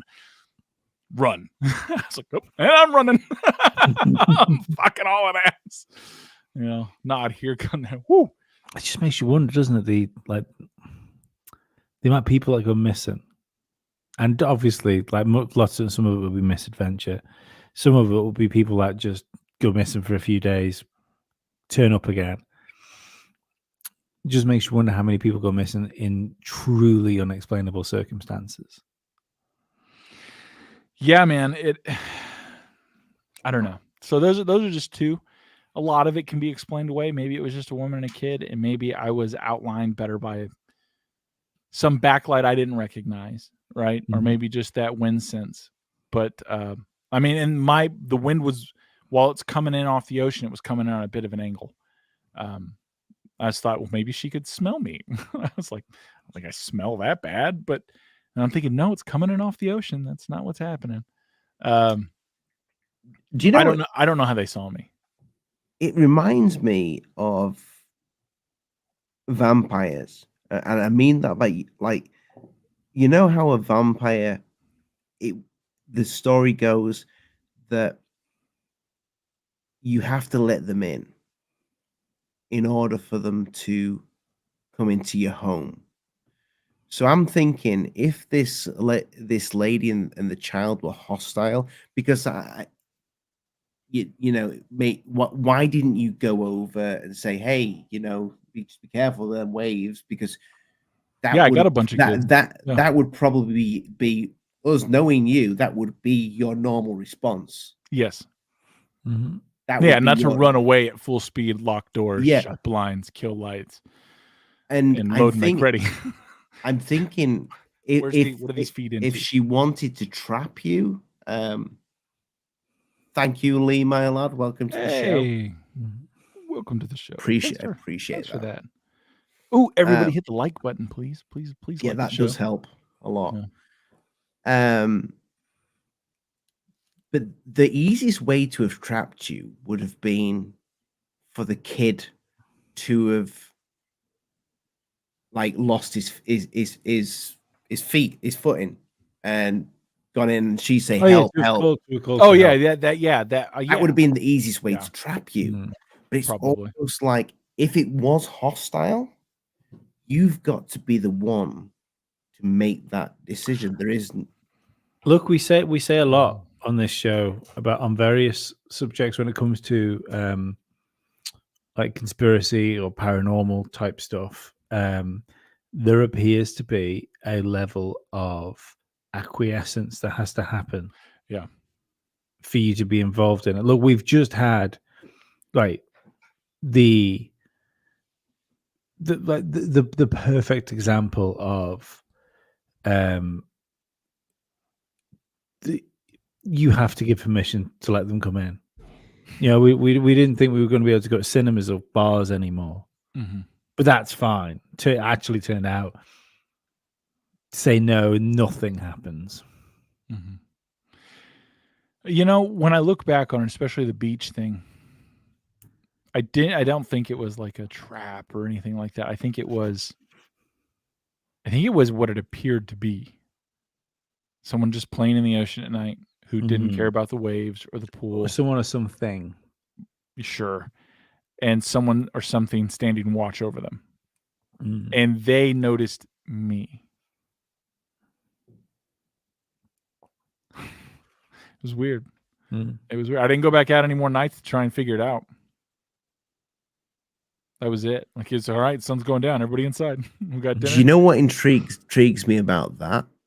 What? That was dark. No one else is there. I saw that too. That was a timely. Yeah. A little trigger. Why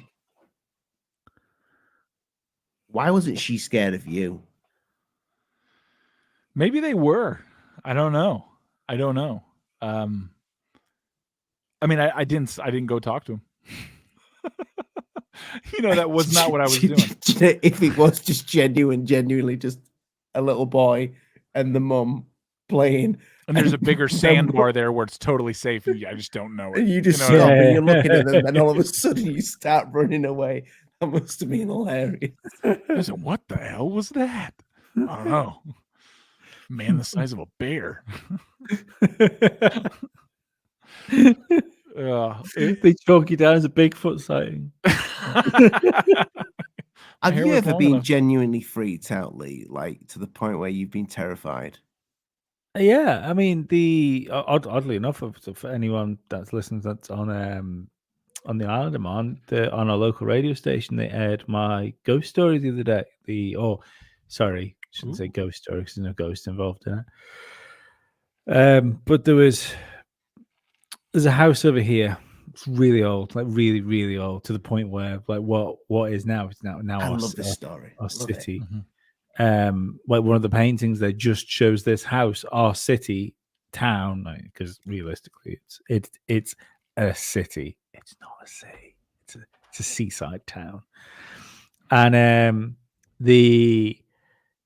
but none of that's there. Well, on the paintings of this house is there before fucking all of it. I was there on my own. We were doing the windows. Turned up, went to the top floor, went as far right as I could do because that's what you're supposed to do. And the first door I opened would have been the attic space. I opened the door, and there was what I can only describe as a like the town that they found in Beetlejuice. In the attic, how you had the big, but there was like a railway station. It was a big train set, but it was huge. Like you could, there was a big square in the middle of it where you could stand in the middle of it, and you had to crawl under it to get into it. But I opened the door, and the trains were going, the motherfucking lights were on in the houses. There was smoke coming out of out of some of the chimney stacks. That was a living, breathing fucking town I saw. I took one look out and thought, not today, Satan.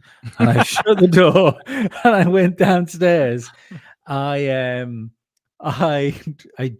jammed because like their porch had like two pretty big windows in it and two doors, like because you're talking like it's a big stately home, you're talking sort of like 10-foot high doors to get in this place. A huge building. And I thought I can make this last me today, like just fucking around on these doors and these two windows. So I jammed the doors open and I just worked in the porch until the guy I worked for came to pick me up. I said, I'm not coming back here tomorrow unless Paul comes in with me. And that was it. We were both there from that day. I went back up the next day when he was there because I explained to him what had happened. We went up there. Sorry, the money shot of this was there was no one in the house. Like the house was empty. Everybody was on holiday. That part of the house is to put it in perspective. Like the rooms are so big, we're talking like you could quite happily walk around a couple of these rooms going, oh right, this is those type of houses where they say, why did they build the doors this big? For giants. Like that kind of thing. Like the paintings that were in one of the rooms were like 10 foot by 10 foot and held on by chains on the walls that look like you'd moor a boat with them, that style of thing. The actual house is a like a heritage preservation, so nobody lives in the house. There is a small extension that was built, which is where the family that own the house live, and then everything else in the house is kept like a museum. You go in that place, like there's no television in there, for instance. There's no there's electricity in there, but that's where it begins and ends. The all of the like the slave corridors are all in place. So in between the rooms there's a skeleton of corridors between all the rooms. So you go, every time you open a door, you're met with like a small box which has got two doors either side of it, and then then you can go through into the next main room, and those were for the slaves to go around, so they couldn't. So the people in the house never had to deal with the staff. It was just the tea was there when it was necessary. I need that house. I like those people. The interesting thing about the downstairs was there was a big storm drain that goes around the whole house, and it's I'll be bang on. It's full on mud flood like territory, because the second floor of the of the house is a whole floor with doors and ornate carvings and windows, but you can't get to that because it's like it's a subterranean level of the house. You know, the whole house is 5 stories, including the basement level. Oh, it's huge, like massive. And the Moody Mongol is actually wrong here because it was old. That house is old enough that it would have they would have been considered slaves and not servants. But were they serving? Well, they were serving dinner, but the interesting thing was like this subterranean like level, which was like surrounded by like storm drains. I said to my friend we were working with, because like there was no one there, everyone was on holiday, so we kind of had the run of the place. I said, right, we've got to go and find out what's down there. We've got to, like, this just need to have a look at this. Mm-hmm. So there's only one main staircase that takes you down towards the servant quarters. And that's the back staircase. And the only way to get to the back staircase is through like the skeleton sort of corridors will take you there. You can't get to that staircase from the main house. You have to go through the servant part. So we did that. We found the staircase. Went down the bottom of the of that staircase to find like another. There was a the staircase got to the bottom, and then there was another staircase that took you down into the quarters, and that was kind of surrounded by it was like another wall that was around it, but there was glass in it. You kind of see through it. It was like stained sort of glass, so, type of glass you'd have in your bathroom, for instance, you know, so you couldn't quite see through it. The door that went down into the basement was blocked from the inside. And that really confused me. And it was like just stuff thrown at the door as well. Like, you know, that old-fashioned style luggage.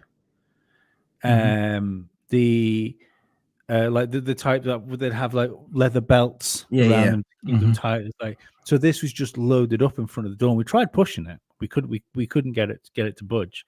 So I don't understand how that's been blocked from the inside, because there was no other way downstairs.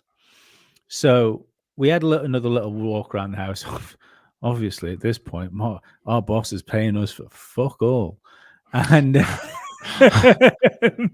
planning you to explore. Yeah, looking for ghosts. Okay, and we found that if you went into the stable and went into one of the horses' like houses, there was like a short wall in there, and if you climbed over the short wall, you dropped straight into the storm drain. And like we had to look down, and we're like, Paul was more nimble than me. He's like, I can do that, and I'm looking at going, I think I can do it. You might have to help me when it comes to getting out. We might have to go and get me a ladder or something just in case.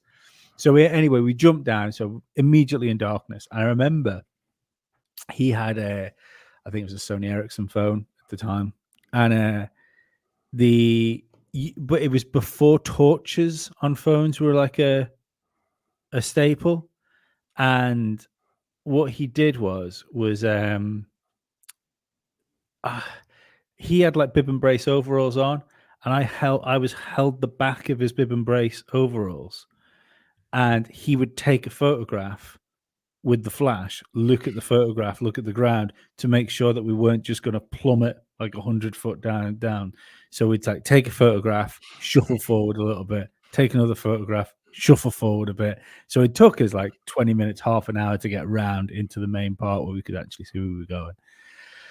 And so we eventually, what came around that, there was a couple of really cool like arches that we had to sort of squish our way through.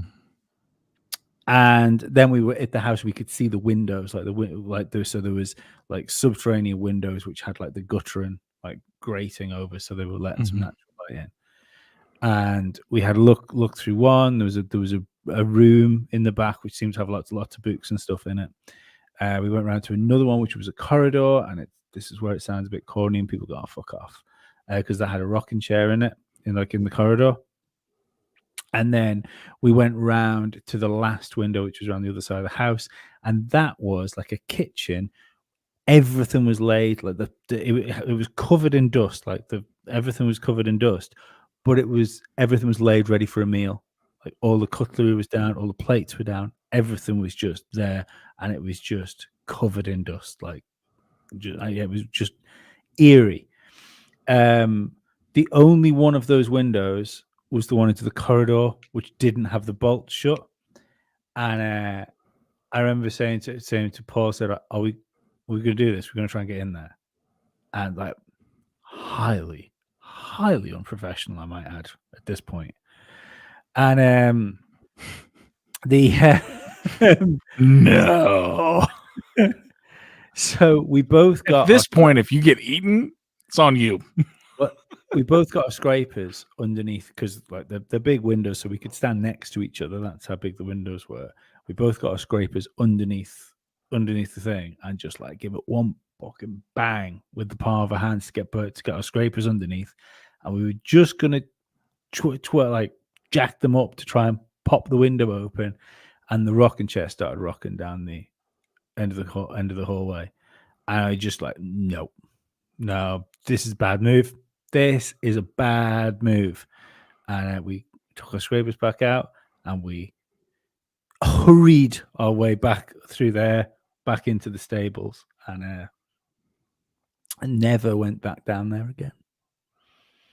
I mean, like the obvious thing there would be that we popped our thing, and we made a draft, and we made the rocking chair move from a draft, but we didn't open the window. Like, we just got our scrapers underneath to open the window. So I'm not sure whether we made a draft or not, but I know as soon as that happened, like, it didn't feel like we should have been down there. That was scary in that room. I was freaked out upstairs. That was scary. The other interesting thing about that house was there was a bedroom that was up there, and it was maybe twice as big as this room I'm in here. And so if you can imagine, like, from that door, this was all mirrored, like walls, like walls and cupboards and stuff like that. And it was like that the whole way around the room, apart from two windows in either side. You could stand, now bearing in mind you're surrounded by mirrors, you could stand in the center of that room and not be in any of the mirrors. It was weird. I wish I still had it, because I had a I can't remember what phone I had at the time. It was an early camera phone anyway, because like I was, maybe we're probably talking 20 years ago here. Mm-hmm. And I took a photograph in the middle of the room, stood taking a photograph of the mirrors, and I'd show it to people in the pub saying, "What's weird about that?" Well, nothing. So, well, do you not think it's weird that I've just took a bit of photograph of mirrors and I'm not in them? And you're a vampire. Yeah. But yeah, no, that was because however that room was made and how those mirrors were angled, that was purposely done. For some reason, if you were stood in the middle of that room, you couldn't be seen in any of the mirrors. Yeah, very, very weird. That's very weird. Strangest house I've ever been in. That's the only, and I've been in lots of houses, obviously, over the years. And like some pretty old houses as well. That's the only one where I've gone, like, there is something not right here. Like when you talk about like the debauchery of high society, that house would have seen it, and every aspect of it. Maybe that's where you picked up the ghost that lives in your drumming room now. Maybe. Oh, I like this. Once when I was a kid, I saw my mate dragged backwards through 20 meters of undergrowth by an invisible force whilst exploring a dilapidated old people's homes. Jesus. He was off of school for 6 weeks. Wow. Jesus Christ. I'd have never left the house again. Honestly, this is a good example too. We no longer use years to mark time. We use mobile phones. Yeah. Excellent observation. Something weird happened at my school. I can remember there was. Did it start? Was a priest involved? Now then. Here we go. No, like I remember. There was one of the lads. I think we must have. I think I was about 13, 14. I think this person was the year above, so he'd have been 15. And this story went through the entire school that this kid, he got sent home.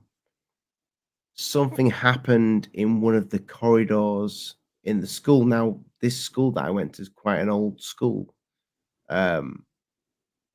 He apparently saw some sort of a floating. It sounds ridiculous, but he got sent home over this and didn't come back for about a week or so, and he was really weird when you'd ask him about it.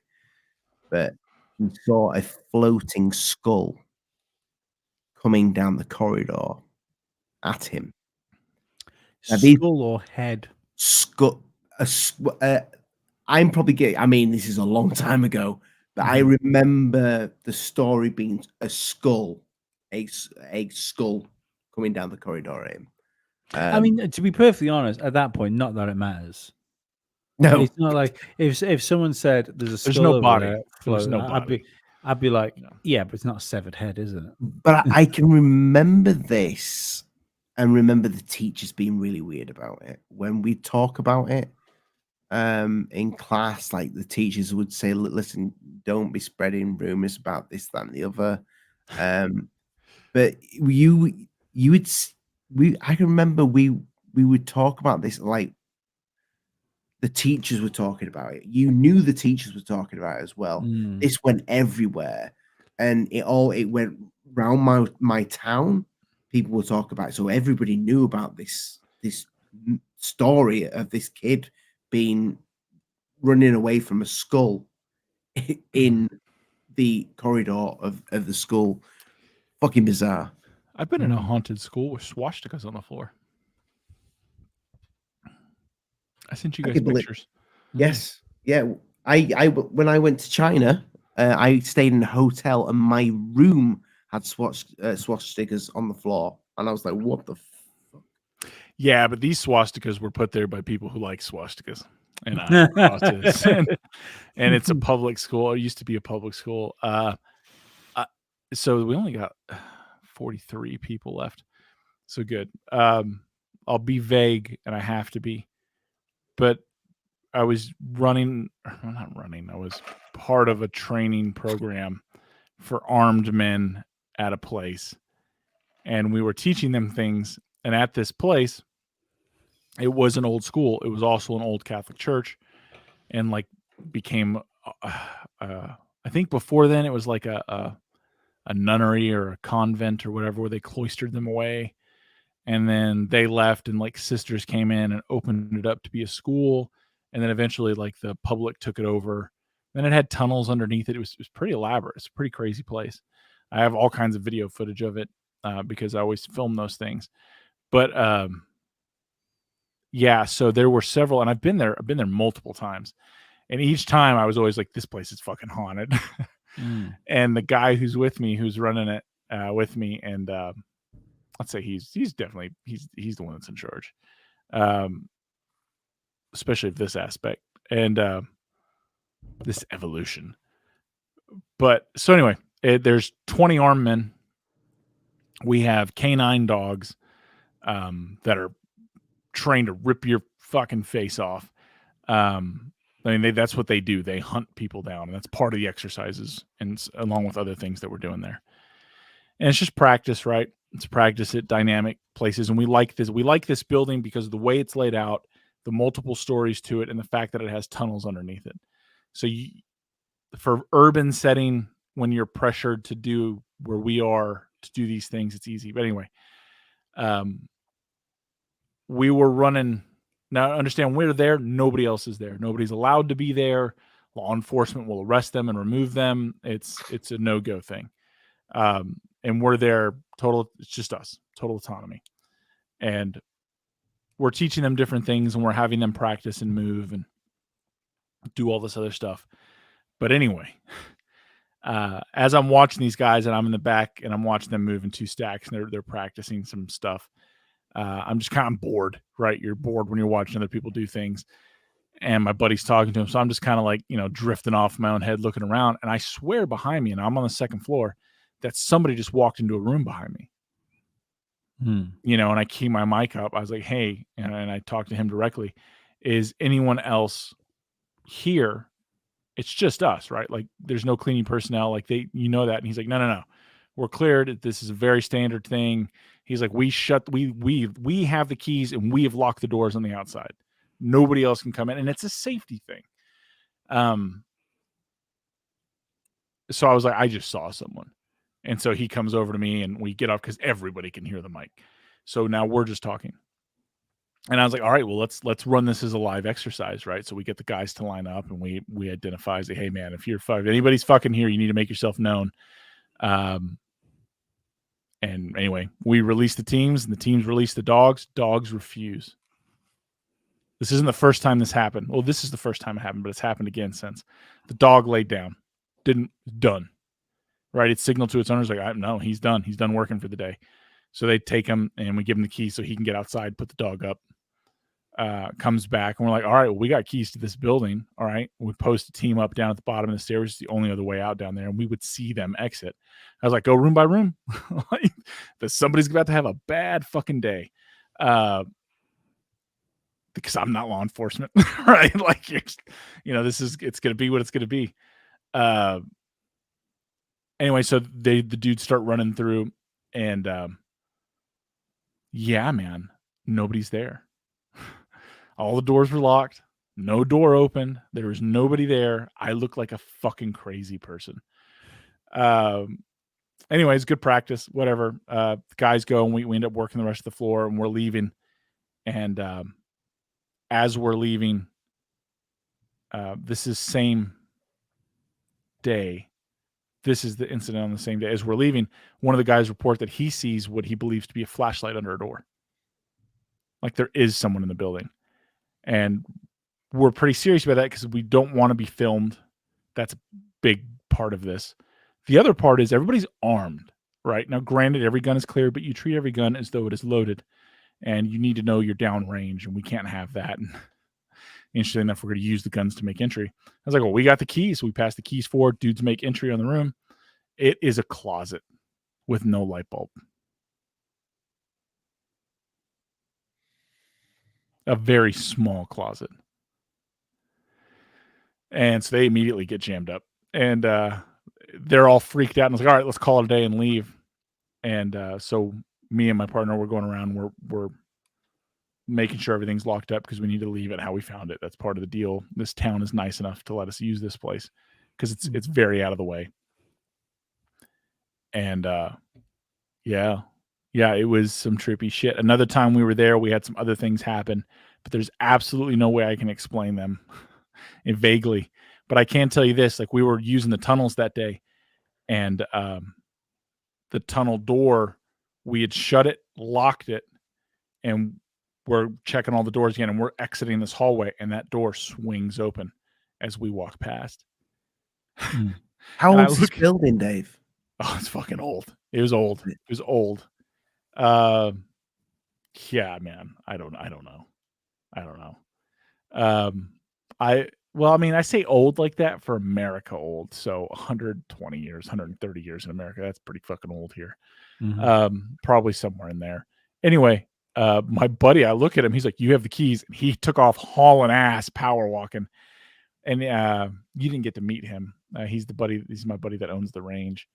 And yeah, so I went and shut and locked the door and hauled ass out of there as well. I actually have it on my GoPro. It's crazy. Because we were talking about the building being haunted because of the things that had gone on earlier in the day, and the guys were all freaked out, and they're like, "We want to go somewhere else." You sent me some of the. I saw some of the footage from that, but I didn't see it. Yeah. I saw the tiled floor. I remember seeing that. Yeah, I sent pictures of that and other pictures that aren't a big deal. I just keep all those SD cards. It's just a habit I have. But damn, man, we haven't had any other training things up there in a while, and that's fine. I don't want to use the building again. It is very unsettling. Do you know what I would really like us to do for an invention at some point? Human sacrifice. Yeah, that bum stuff. But at Skinwalker Ranch, guaranteed. Wow. I would love to get on Skinwalker Ranch. I don't know that we can get on it, but we can get next to it. Yeah. This is the thing. This is, and again, it's the end of the night, so there's not a lot of people here. I don't think those places are unique. I think that activity and that abnormality is common. I think it's a geologic feature. I think it's actually very common. Like haunted houses, I don't think are rare. I think it's common. It's a phenomenon that's either ignored or magnified. If you magnify it and put your energy towards it and get other people to do it, suddenly it becomes more and more of a thing. I know of one place in particular that used to be mildly haunted and now is extremely haunted because they started billing themselves as haunted places. It's a B&B, and it's called the Thomas House. Just sticking the light on. Yeah. You're lighting a fucking bonfire, and things know that somebody there is going to try and talk to them, and that's what they're about. Whatever they are, whatever it is. Yeah. Well, gentlemen, we're just about to touch the 2-hour mark. Yep. I think. I'm sorry you were late, boys. No, it's fine. I think it was cool tonight. Like so. I mean, we probably should have said this top of the show. We actually had a different show lined up for tonight, didn't we? But we did. I've changed the thumbnail now. Yeah. So shall bring it up? This should be next week's show if everything goes right. We've been speaking to Ashton, and it's we need to confirm 100% through the week, but it's pretty much nailed on. Yeah, all things being equal, he should be. Lee and Ashton are like this.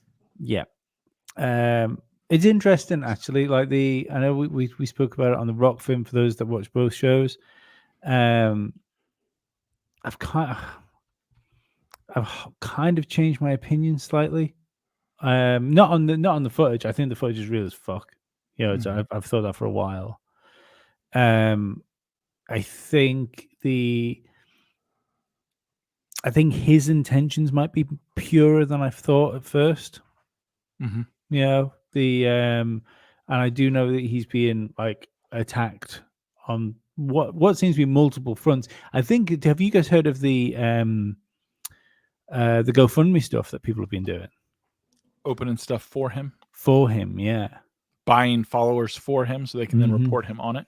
Yeah. Yeah, it's an organized attack. So yeah, I find that really interesting. I've spoke to him a few times now on Twitter. He seems like a perfectly nice guy. I look forward to getting him on. Like I want an interesting conversation. Yeah, I want him to have, because I've watched him do a few interviews right now, and it either seems to be there'll be a good short interview, or the longer form interviews maybe haven't worked quite as well as I personally think they could have worked.